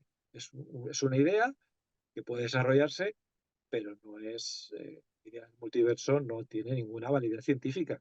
Ya. Ninguna. porque no hay ninguna teoría científica que lo avale detrás, ni ningún experimento, ninguna predicción, nada que se diga que pueda existir. Bueno, pues vale, como idea está bien, pero no hay ninguna validación ni confirmación en ese sentido. Ya. Joder, me resulta muy útil. Sí, o sea, entiendo que lo que estás diciendo, Enrique, es una idea interesante, pero que no es una idea o una teoría con cierta base científica. Pero perdóname, que querías No, sí, decir no, algo te iba a más. decir, es que me está un ejemplo, por hablar esto, porque quede claro lo que son las teorías que realmente ocurren o la teoría que funciona en un papel. Por ejemplo, la teoría heliocéntrica, la que postuló Copérnico en el siglo XV, donde el Sol es el centro y los planetas giran alrededor. Durante siglos anteriores era la teoría geocéntrica basada en la astronomía de Ptolomeo, que es el que decía que la Tierra es la que estaba en el centro. Sobre el papel, la teoría de Ptolomeo es correcta. O sea, Ya, que utilizaba una serie. Es más, predecía mejor al principio que la copernicana, porque era eh, mucho más densa. Entonces, uno sobre el papel dice, hombre, si es que esto funciona, incluso funciona mejor que la otra. Pero está la cosa que en la vida real el que está en el centro es el Sol. Lo siento por Ptolomeo, formalmente tu desarrollo es muy loable y muy correcto, pero no se cumple en la vida real. Y aquí estamos un poco en lo mismo. Tenemos una serie de teorías, pues esta de la inflación, teoría de cuerdas, que como resultado pueden dar lugar a multiversos, pero estamos todavía en el paso cero. O sea, ya, nada nos dice a fecha de hoy de que realmente el universo funcione tal y como dicen esas teorías. Entonces, ¿cómo ya, vamos a dar por seguro un producto de una teoría que ni siquiera se ha comprobado? ya. Si jugáramos aquí a un universo un poco estilo Marvel y viniera Doctor Strange y nos demostrara que existen los multiversos, ¿explicaría el multiverso, Enrique? Yo sé que no es o sea, que no tiene validez científica hoy por hoy, pero o sea, si existiera semejante cosa como infinitud de universos, ¿te, te convencería como una explicación al ajuste fino que tú crees que existe? Si tuviéramos ahora mismo, o sea, si tuviéramos infinitos universos, pues el sentido común te dice que sí, que en alguno tendría que haber vida. Pero ahora mismo, si ponemos, porque es a veces también el argumento que muchas veces se esgrime, decir, oye, tú me estás diciendo, mira, esto del ajuste fino y los multiversos, pues esto del multiverso no me vale porque no sé, pues la ciencia no lo puede demostrar. Y me pueden rebatir, ¿vale? Pero entonces no me digas que hay un Dios detrás porque la ciencia tampoco lo puede demostrar, ¿no? Entonces, Claro, claro. ¿a qué estamos jugando? Pero este argumento no podemos poner las dos cosas al mismo nivel. Por un lado tenemos, eh, podríamos llamarlo economía ontológica, es decir, lo de la navaja de Ockham. Con Dios, el argumento teísta, tengo una única realidad y explico lo que veo. Con el sistema de multiversos necesito infinitas realidades para explicar que estemos aquí. Lo cual, económicamente, desde el punto de vista ontológico, es mucho más simple el que haya una realidad y no infinitas. Y luego, eh, la riqueza explicativa es mucho mayor en el argumento teísta, porque, vale, con estos multiversos yo podría explicar el ajuste fino y por qué estamos aquí. Pero ahí me paro. Yo tengo otra serie de cosas, decir, bueno, ¿y por qué existen unas leyes que justamente permiten que haya infinitos universos y no Ya, otras leyes? O me puedo ir un escalón por encima. Es decir, ¿y por qué hay leyes? ¿Por qué hay algo en lugar de nada? Entonces, ahí ya el argumento del multiverso se queda en nivel más bajo. La riqueza explicativa de un Dios creador es mucho mayor. Entonces, no, incluso en ese debate Dios multiversos, no estamos al mismo nivel tampoco. Teniendo claro que ninguna de las dos cosas son un producto derivado de una investigación científica. ¿Vale? ya, ya. Es muy útil lo que dices. Y aquí quiero preguntaros a los dos. O sea, entendiendo que existe ajuste fino, ¿por qué los teístas presentan o presentamos como un argumento a favor de la existencia de Dios? Es decir, ¿cuál es el proceso lógico de decir, oye, existe algo que parece que no, el universo está finalmente ajustado para permitir la vida? ¿Por qué de ahí puedo decir, ergo, parece que Dios existe? O Dios existe para alguna gente quizás como Craig, ¿no? O sea, ¿cuál es ese caminillo que se hace desde lo que observo a nivel científico hasta ese otro ente que tú ya decías, Enrique? No lo puedo demostrar científicamente. Sí, sí, comento algo del multiverso, también Por desde la favor. filosofía, porque creo que hay un par de cosas interesantes, ¿no? Porque, por ejemplo, también una de las cosas que podríamos pensar es, a ver, si hay un multiverso con infinitos universos, pues quizás lo que ahora no me esperaría es encontrarme en un universo que tenga unas leyes que me permitan hacer ciencia y que me permitan descubrirlas con mis capacidades cognitivas, porque también habrá infinitos universos en los que podrá haber vida, incluso vida inteligente, pero las leyes serán tan complejas que no las podré descubrir con mi mente, ¿no? Entonces esa es una cuestión también a plantearse. Y luego hay otra cosa, hay algunos filósofos que yo no tengo una opinión como súper formada de esto que voy a explicar, pero me parece interesante. Hay algunos filósofos que dicen que hay una falacia en el movimiento del ajuste fino a el multiverso, ¿no? Es decir, pues como hay ajuste fino, por tanto multiverso. La llaman la falacia inversa del jugador, ¿vale? Entonces, suena muy complicado, pero la voy a intentar explicar fácil. Entonces, existe lo que se llama la falacia del jugador, que es la siguiente. Imagínate que tú estás, pues eso, en un casino, ¿vale? Es decir, no vayáis a ningún casino, no es recomendable, pero imaginémonos, ¿vale? Vamos a un casino y tal, y estás ahí con los dados y llevas ya un buen rato jugando y no te ha salido ningún doble 6, ¿sí? Un doble 6 es un resultado improbable porque te sale una de 36 veces, ¿no? Me parece que es así la probabilidad. Entonces, llevas ya un buen rato jugando y no te ha salido un doble 6 y entonces dices, voy a apostar todo mi dinero a que ahora sí que me sale el doble 6 porque como lleva rato sin salir, ahora es más probable que me salga en la siguiente tirada, ¿no? Entonces, eso es una falacia porque cada tirada es probabilísticamente independiente de la anterior. Es decir, cada vez que yo tiro los dados, la probabilidad de que me salga un doble 6 es la misma. Una probabilidad contra 36, ¿vale? Es decir, porque no me haya salido antes, eso no hace que ahora de pronto esa probabilidad cambie, ¿vale? Entonces, esa es la falacia del jugador. La falacia inversa del jugador es similar, pero al revés. Imagínate que tú entras a un casino o a una habitación de un casino y ves a una persona que está en plan frotando unos dados, tira los dados y le sale un doble 6. Y tú razonas de esta manera. Ah, le ha salido un doble 6, pero ese resultado es improbable con una sola tirada. Por tanto, tiene que haber estado tirando muchas veces antes, ¿vale? Entonces, eso es falaz porque, digamos, por el mismo motivo, porque la relación entre las tiradas es de independencia. No, el hecho de que haya estado más veces tirando antes el dado no hace que esta tirada que tú hayas observado sea más probable el resultado. Y no digamos ya si tu razonamiento es el siguiente. Ves que tira el doble 6 y dices, ostras, ese es un resultado muy improbable. Tiene que haber infinitas personas jugando a los dados que no les ha salido el doble 6.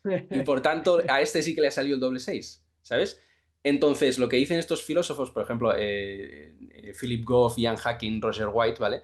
Es que en el salto de ajuste fino a multiverso, digamos que lo que dicen es que se parece demasiado el razonamiento a este razonamiento falaz. En plan, yo veo esta evidencia de este universo que está finamente ajustado para la vida, eso es improbable con una sola oportunidad, por tanto, tiene que haber habido infinitas otras oportunidades, ¿no? Pero ahí digamos que el salto es falaz por el mismo motivo, porque que haya o no haya infinitas otras oportunidades no afecta en nada la probabilidad de lo que tú has observado, que es que este universo concreto esté finamente ajustado, ¿no? Y te pongo un último ejemplo para que incluso se vea como un poquito más fácil, ¿no? Imagínate que vas por la calle y de pronto ves un mono. Este es un ejemplo de Philip Goff. Ves un mono tecleando en un ordenador. Y dices, qué cosa más rara. Te acercas y ves que está escribiendo el Quijote, ¿vale? Dices, ostras, está escribiendo el Quijote. Entonces, yo os pregunto, ¿vosotros qué pensaríais? ¿Pensaríais, tiene que haber algo especial en este mono? ¿O pensaríais, tiene que haber infinitos monos tecleando burradas al azar y justo me he encontrado con el que está tecleando el Quijote, ¿no? Entonces, parece que la conclusión más natural es la otra, ¿no? Y bueno, se puede discutir más porque luego hay gente que dice, no, porque tienes que tener en cuenta el efecto de selección y tal, pero es que da igual el efecto de selección. O sea, se puede ajustar los ejemplos para incluir el efecto de selección Ujú. y sigue pareciendo que hay algo, que hay algo fishy, ¿sabes? Con el razonamiento sigue pareciendo que hay algo, que hay alguna trampa ahí que no termina de encajar lógicamente. No te esperaba, Enric, que fueras a hacer un challenge aquí al multiverso como Sí, salida. de hecho tengo pensado hacer un vídeo, pero ya te digo eso, o sea, es un tema que a mí me interesa, que me gusta, me parece incluso divertido. No tengo una opinión en plan súper cerrada sobre el tema, pero veo que es algo que no se discute normalmente, entonces creo que podría ser interesante en plan algún vídeo sobre este tema. Estamos esperando el vídeo. A ver Venga. si cuando lo saques, con suerte lo linkamos aquí. Retomo la pregunta de antes. Dado que existe el ajuste fino, ¿por qué que Enrique aún no te he preguntado si tú concluyes o no concluyes en ello? Yo sé que a Enrique sí le parece la mejor deducción, entonces os pregunto a los dos, o sea, ¿por qué hay gente que de repente dice este es un argumento o un buen argumento para inferir a Dios o para demostrar a Dios? Ahora si queréis podemos hablar un poquito de esas diferencias, pero ¿por qué es un buen argumento a favor de la existencia de Dios? Ya. Yo, o sea, volviendo a esto de la demostración de Dios, realmente yo muchas veces lo pienso, una persona que quiera acercarse a estos temas, que, bueno, pues de qué nos dice la ciencia sobre eh, la existencia o no existencia de Dios, al final yo creo que si empieza de cero, termina por perderse, porque ve una cosa y la contraria. O sea, puede Mm, encontrar titulares diciendo la ciencia demuestra que Dios no existe y titulares diciendo justamente lo contrario. La ciencia demuestra que Dios existe. No puede existir, no puede ser una cosa y la contraria, ¿no? A mí ninguno de estos dos titulares me gusta, Ya. personalmente. Lo veo como muy sensacionalista y no corresponde a la realidad. Entonces, yo creo que sí, como decía antes, sería bueno eh, escarbar un poquito en qué es esto de demostrar. Cuando hablamos de demostrar o que tenemos pruebas, ¿de qué estamos hablando realmente? Porque el nivel más, digamos, más preciso de demostración de algo es el que tenemos en matemáticas.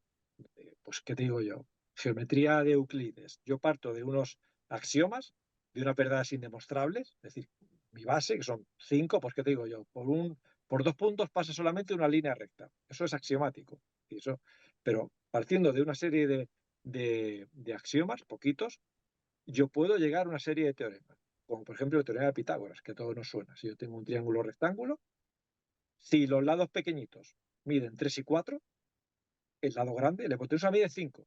No mide 5 y un poquito, o 5 y menos un poquito, mide 5. Y te demuestro que, pues, y siempre, ayer, hoy, mañana, siempre va a valer 5. Y es una demostración 100% rigurosa. Pero claro, ocurre en el mundo de las matemáticas. Cuando yo me voy al mundo real, al mundo de la física, en donde yo mido cosas, lo mido con una cierta incertidumbre. Entonces, el proceso de medida siempre tiene asociado una incertidumbre. Entonces, cuando yo demuestro cosas, tengo que dar ese valor de la incertidumbre para saber qué grado de certeza hay en lo que estoy midiendo. Se habla de argumentos, por ejemplo, no sé, el argumento de 3 sigma o 5 sigma. Por ejemplo, un argumento de 5 sigma sería aquel que me dice que lo que yo estoy midiendo, o sea, hay una probabilidad, solamente una probabilidad de 1 en 3,5 millones de que lo que yo veo, lo que yo mido, sea el resultado de una fluctuación estadística. O sea, fruto del error, sea error y no sea señal, por así decirlo. Y eso es un poco la base del método científico. En la ciencia se miden cosas, tengo incertidumbres y yo eh, pruebo cosas con un grado de certeza mayor o menor, dependiendo de ese grado de incertidumbre. Pero también es verdad que hay una parte de la ciencia que yo no lo puedo hacer así. Por ejemplo, cuando se habla del método científico, pues se habla justamente de esto. Veo una cosa, diseño un experimento, hago una serie de medidas y tengo los resultados. Pero no siempre es así.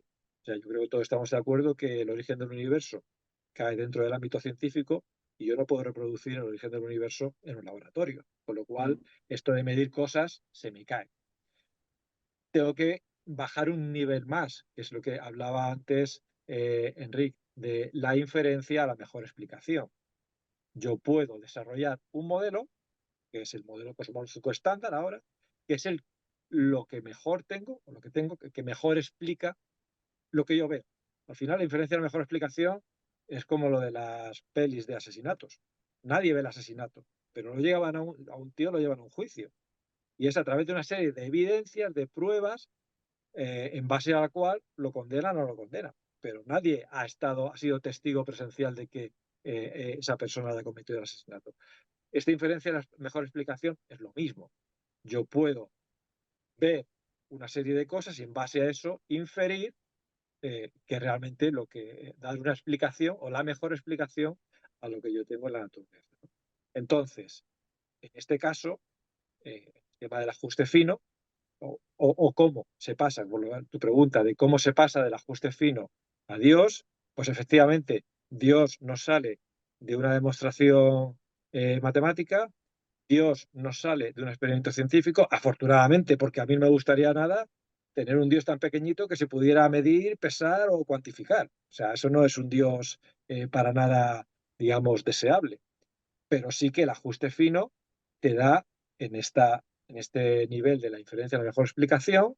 El argumento teísta es la mejor explicación a, a esto. Entonces, bueno, yo creo que en ese sentido sí que funciona bien como argumento para poder explicar. Y al final, si existe Dios, nosotros tenemos distintos caminos para llegar a él. Eh, la, eh, la filosofía, la razón, la fe, incluso también la ciencia. La ciencia puede ser un camino. Eh, Al final, el mundo, decíamos antes que es un mundo ordenado, y Dios ha dotado al ser humano de un raciocinio, de una razón, para que sea capaz de entender el mundo. ¿Quién nos dice, o quién no nos dice, que este ajuste fino no sea simplemente un camino que te permita llegar a Dios a través de la ciencia, observando esta regularidad que pueda llegar a él? Entonces, yo creo que esto es importante cuando, eh, por supuesto, personalmente rechazo estos argumentos de la ciencia demuestra, la ciencia no demuestra. Y cuando hablamos de demostrar, es importante hacer este ejercicio y entender qué queremos decir por demostrar. Y es esta Mm. inferencia la mejor explicación. Nada más.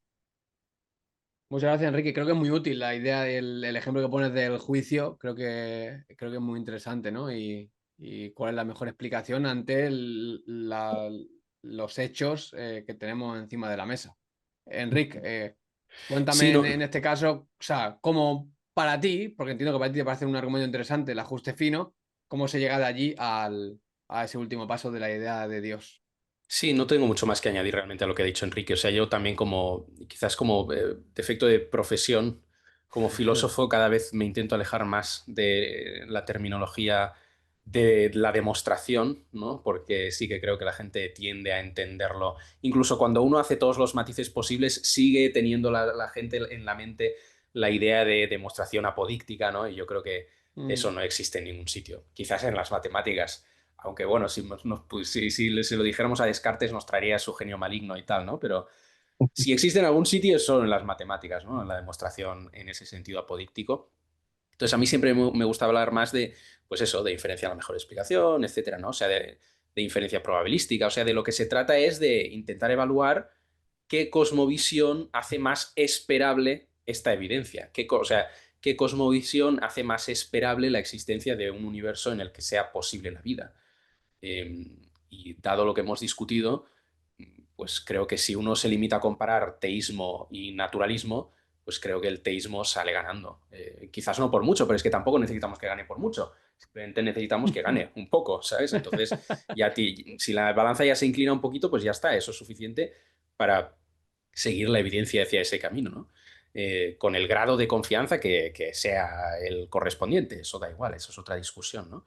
Pero, o sea, si tú en tu cosmovisión tienes en el fundamento de las cosas un ser inteligente que se interesa por lo bueno, por el valor de las cosas que va a producir, pues es mucho más esperable que de ahí se obtenga un universo en el que es posible la vida, que si en el fundamento de tu teoría tienes algo completamente impersonal, arracional que no sigue ningún tipo de principio de valor, que no tiene ningún interés en mente, que no tiene ningún propósito, etcétera, ¿no? Entonces yo creo que al final la discusión está ahí. Luego podemos discutir si a lo mejor se puede llegar a construir una hipótesis no teísta, pero tampoco, tampoco del todo naturalista, que a lo mejor sea una alternativa y tal. Pero creo que eso es otra discusión. Me gusta mucho escucharos y espero que la gente que esté viéndolo en sus casas ahora también les guste. Y de hecho os animo a que le deis a me gusta, que podáis dejar algún comentario, alguna pregunta, porque oye, ojalá ya os lanzo la invitación, Enrique y Enric, aparezcáis por aquí en otra tertulia o sea en directo, que es muchísimo mejor y más agradable en algún evento, en alguna cosa, sería un placer. Pero bueno, dejar porfa en comentarios qué os parece, qué pensáis, qué le preguntaríais a Enrique o a Enric.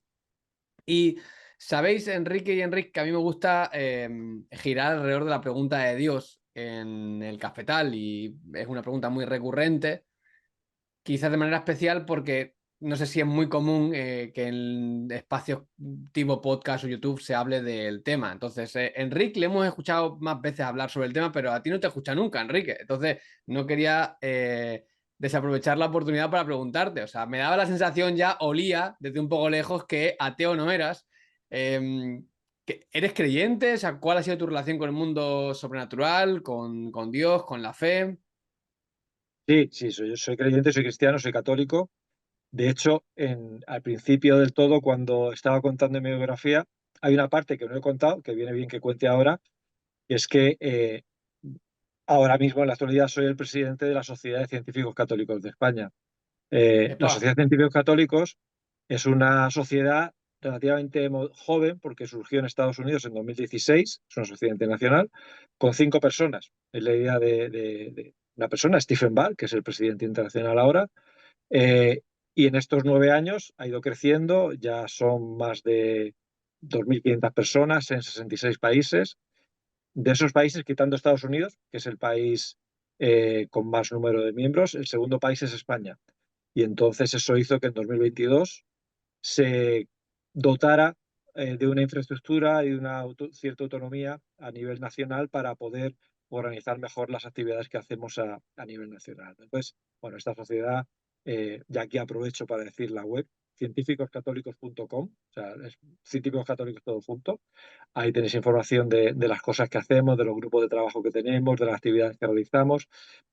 Pero básicamente, si tuviera que decir en una frase, bueno, ¿y esta sociedad para qué sirve? Te lo podría decir de dos maneras. La frase más, pues no sé, más formal, que es testimoniar la armonía entre la vocación de científico y la vida de fe. O la versión más de andar por casa, que es que en pleno siglo XXI uno puede ser científico y puede ser católico y no por ello le explota la cabeza. O sea, que puede ser perfectamente eso. Uno puede ir a misa y no, como a veces he oído, uno no tiene que dejarse el cerebro en la entrada del templo y recogerlo a la salida porque lo que va a hacer allí es totalmente irracional. Este tipo de cosas, un poco ujú. desmontar todos estos mitos de que la Iglesia Católica siempre está en contra de la ciencia, de que un científico tiene que ser ateo, de que este tipo de cosas, de que eh, es imposible compaginar el Big Bang con el relato del Génesis o la evolución con el relato del Génesis, eh, todo este tipo de cosas que son tópicos que no son verdad, pero que han calado en la sociedad, que son muy fácilmente desmontables, pues es como nuestra principal vía de actuación. Entonces, bueno, a tu pregunta yo creo que sí, soy creyente católico. Luego aprovecho y dejo las webs y vuestras descripciones, canales que tengáis en la descripción. Ahí podéis encontrar a Enrique y a Enric. Y otra buena tertulia esa, del Génesis. Según te estaba escuchando, digo, epa, ahí hay una tertulia interesante que hacer. Y seguro que sería interesante, sí, tener ahí algún teólogo, algún científico, algún filósofo. Sería una cosa interesante que hacer. Os Ujú. planteo un último juego a modo de cierre y os pido que seáis breves, que pueda ser una síntesis. Os voy a preguntar uno, para que vayáis pensándolo. ¿Cuál es la razón para vosotros principal para creer en Dios? Eso sería número uno, que puede ser de las más típicas. Esto no está ensayado, entonces no pasa nada. Si no sale muy bien, la gente entiende que aquí Josué está haciendo trampas. Eh, Uno, ese sería cuál es la razón que más has movido, que puede ser que sea una experiencia religiosa, puede ser que sea alguna, sí, algún planteamiento filosófico clásico o alguna cuestión así. Y luego la segunda, que quiero que la enlacéis, que me gusta cuando tengo a alguien en el cafetal que me dice soy creyente o creo en Dios o creo que Dios existe, si tuvierais delante a alguien que dijera, oye, Enrique, yo quiero creer en Dios, pero no puedo, no sé cómo se hace eso, ¿qué le diríais? Entonces, en primer lugar, la razón por la que diríais que sois creyentes, de manera como más pesada, y esa segunda de qué le diríais a alguien que hoy dice, a mí me gustaría conocer a Dios y no sé cómo se navega ese universo. ¿Quién empieza? ¿Quién quieres que empiece, Josué? Me da igual, Enrique, empieza tú si quieres Empiezo yo. y cerramos A con ver, Enrique. qué complicado me lo has puesto. A Y ver, tiene que ser, y además es más complicado todavía, porque de hecho tiene que ser tiene que cortito ser breve, además. y breve. Cago en la Sí, leche. a Vale, modo vamos de a ver. cierre. Yo, o sea, para mí, como filósofo, a mí lo que me lleva más al teísmo realmente es la cantidad de argumentos que creo que realmente apuntan en esa dirección. O sea, para mí es que yo no me entiendo el mundo que observo, ni mi propia existencia, ni mi propia naturaleza como ser humano, ni mi propia racionalidad, etcétera, si no es bajo la hipótesis de que en el fundamento de las cosas hay un ser perfecto, inteligente, etcétera, ¿no? Entonces, para mí eso es como lo principal. Y luego, ¿qué le diría a una persona? O sea, depende mucho, claro. Vamos a suponer que es una persona a la que lo que le interesa es la parte, digamos, filosófica, ¿no? Pues quizás lo que le recomendaría es algunos libros. Hay varios que se podría leer. Hay uno de Eduard Fesser, Cinco pruebas de la existencia de Dios, Ujú. que traduje hace muy poquito, y otro de Joshua Rasmussen, Cómo la razón puede llevar a Dios, que también traduje hace poco. Y esos dos pues ofrecen bueno, pues una introducción muy sencilla y accesible para una persona que se está introduciendo, y puede ser el punto de partida de una investigación que dure el tiempo que tenga que durar hasta llegar a una conclusión. Voy a decir que sencilla, Enrique, depende, ¿eh? Pero bueno, ¿No? ¿No te por parece? dejarlo a él. Es más sencillo el libro de Rasmussen que el de Fesser, quizás. Vamos a dejarlo ahí. Sí, un poquito más, pero, o sea, me parece espectacular el libro de Fesser, ¿eh? Solamente que como decir sencillo, diría, epa, ahí cuidado con Vale, bueno, vamos a... el adjetivo. Para una persona que esté dispuesta a pensar filosóficamente y quizás a profundizar en algunas de estas cosas desde el punto de vista de la filosofía. Espectacular el libro de Fesser, ¿eh? Me encantó. Y creo que además está muy bien traducido. Enhorabuena Muchas ahí, Enrique, gracias. por ese curro. Enrique, cerramos contigo esta tertulia tan espectacular. Sí, respecto a la primera de Dios, bueno, como decíamos antes, hay cientos caminos para llegar a Dios. Yo creo que es razonable, es la filosofía, la razón apunta a que es bastante razonable pensar que existe Dios. La ciencia, como hemos visto, apunta más a esta la diferencia, mejor explicación de que exista Dios o no, pero no nos podemos quedar ahí. O sea, realmente yo como creyente, la parte buena del pastel es la que me da la fe, porque que exista Dios está bien, pero ¿cómo es ese Dios?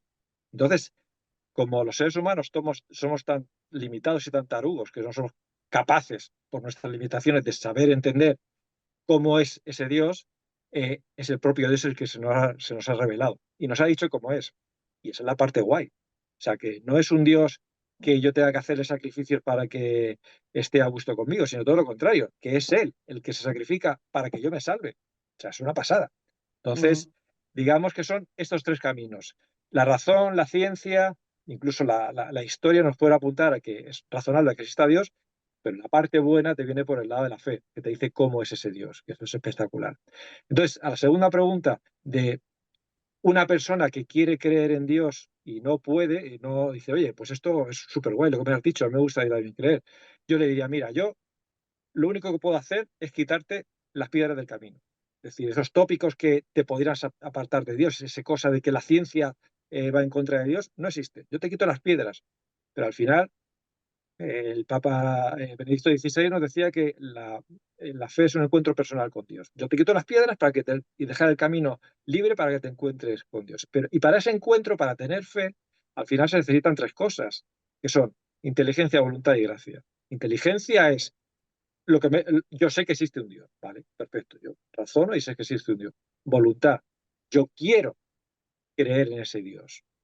Y la gracia es que Dios digamos, se me acerque y pueda realmente sentirlo, pueda tener ese encuentro, ¿no? Y eso es lo que mucha gente, que a veces me pasa a decir, joder, pues es que cuando doy charlas y tal, joder, pues qué argumentos tan chulos, qué bien y tal. A mí me gustaría creer en Dios, pero eso no solamente te lo puede dar Dios. Pero es como, y entonces, ¿y qué hago? Digo, pues al final vive como si Dios existiera, Mm. ¿vale? Porque al final es como si tú dices, no sé nadar. Bueno, pues métete en la piscina y empieza a nadar. No, no, es que no sé nadar. Dios, ya sé que no sabes nadar, pero empieza a dar una abrazada, poquito a poco. O no sé montar en bici. Pues probablemente al final, al principio te lleven, te caerás, pero al final terminarás montando en bici. Por lo menos inténtalo. Vive como si Dios existiera. Intenta acercarte, en este caso, a la fe católica. Aprende más de él, de esta fe. ¿Qué nos dice? Vive como si fueras un cristiano, que ahí, en ese escenario, muy probablemente, de repente, de una manera o de otra, no probablemente como a San Pablo cayéndote del caballo y quedándote ciego, pero sí que poco a poco irás descubriendo a Dios. Esa personalmente ha sido mi experiencia, ¿eh? Y ese es el consejo que yo daría a alguien que dice, vale, me parece muy bien, quiero vivir la fe, ¿qué hago? No hay fórmulas mágicas, pero ese es el camino que yo le aconsejaría. Pues Enrique, Muy muchísimas bien. gracias. Enrique, muchas gracias. La verdad me ha Muchas gustado gracias, Josué. mucho. Espero que hayáis disfrutado. Y igualmente a los que nos estáis viendo, espero que hayáis disfrutado. Os pido porfa que os suscribáis si no estáis suscritos para que os enteréis de ese tipo de cosas que ocurren. Si os ha gustado esta tertulia, porfa, decidme en comentarios que os ha gustado e intentamos tener más tertulias como estas en los próximos meses. Y nada, recordad que no estamos tan lejos. Un beso muy fuerte desde aquí, desde Málaga, y nos vemos en el siguiente vídeo.